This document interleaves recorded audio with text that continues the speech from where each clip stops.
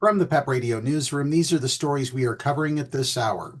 WTAE Pittsburgh is reporting that families of transgender victims and advocates are urging Pennsylvania lawmakers to amend laws to protect transgender individuals. During the Transgender Day of Remembrance, people convened at the City County building, seeking change and honoring those lost to violence. Victims' families shared stories of their loved ones and called for legislative action to include transgender protections under hate crime laws. Currently, Pennsylvania lacks any LGBTQ inclusive hate crime statute. The state's ethnic intimidation law omits sexual orientation and gender identity. In January, a Mary Lay, a joyful 19-year-old transgender girl, was found shot in Wilkinsburg. No arrests have been made.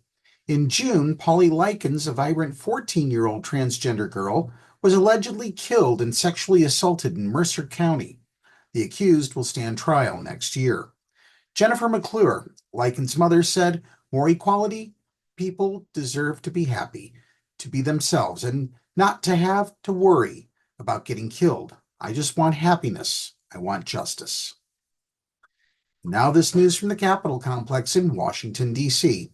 House Speaker Mike Johnson declared Wednesday that lawmakers and staff will have to use the restroom corresponding with their biological sex, a statement directed at Sarah McBride, the first transgender person to be elected to Congress months before she is set to arrive on Capitol Hill. All single-sex facilities in the Capitol and House office buildings, such as restrooms, changing rooms, and locker rooms, are reserved for individuals of that biological sex, the Louisiana Republican had to say. Women deserve women's only spaces. The statement comes a day after Johnson was questioned on the issue and emphasized the need to treat all persons with dignity and respect. He also acknowledged that this is an issue that Congress has never had to address before, and we're going to do that in a deliberate fashion with member consensus on it. A resolution to restrict McBride's access to women's restroom was introduced Monday by GOP Representative Nancy Mace of South Carolina, who pledged to fight to keep men out of women's spaces. Mace said the bill was aimed specifically at McBride, who was elected to the House this month from Delaware. In response, McBride called the effort a way to distract from the real issues facing this country. "I'm not here to fight about bathrooms. I'm here to fight for Delawareans and to bring down costs facing families," the incoming member said. She added, "Like all members, I will follow the rules outlined by Speaker Johnson, even if I disagree with them."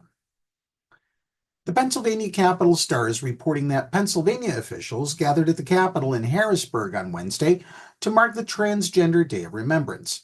It was a means of memorializing transgender Americans and Pennsylvanians who died by violence or suicide in the past year. "As a trans non-binary person, I'm always sad to be part of these events," said Ashley Strange, the executive director for the Governor's Advisory Commission on LGBTQ Affairs. "But I'm always proud to be part of this community, and it gives me hope to know there are people at every level of government standing up for my community." President-elect Donald Trump campaigned on restricting rights for transgender people and rolling back civil rights protections for trans youth specifically. He often used inflammatory rhetoric when discussing transgender issues during his campaign, flooding the airwaves with anti-transgender advertisements in the last weeks of the race. Officials from the Shapiro administration and the Pennsylvania state legislature urged their constituents to maintain courage and resolve and promised to protect transgender Pennsylvanians regardless of the posture of the federal government. "I know this community knows more than most what it means to be resolute in the face of seemingly overwhelming obstacles," said Val Arkush, Secretary of the Pennsylvania Department of Human Services.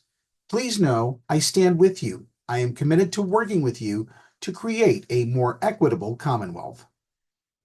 To learn more about this story or any of the stories we cover, go to the Pennsylvania Equality Project website and click on the radio tower at the top of the page. Be sure to download the Live 365 app to take Pep Radio wherever you go. That's the news at this hour. Now back to more music on Pep Radio.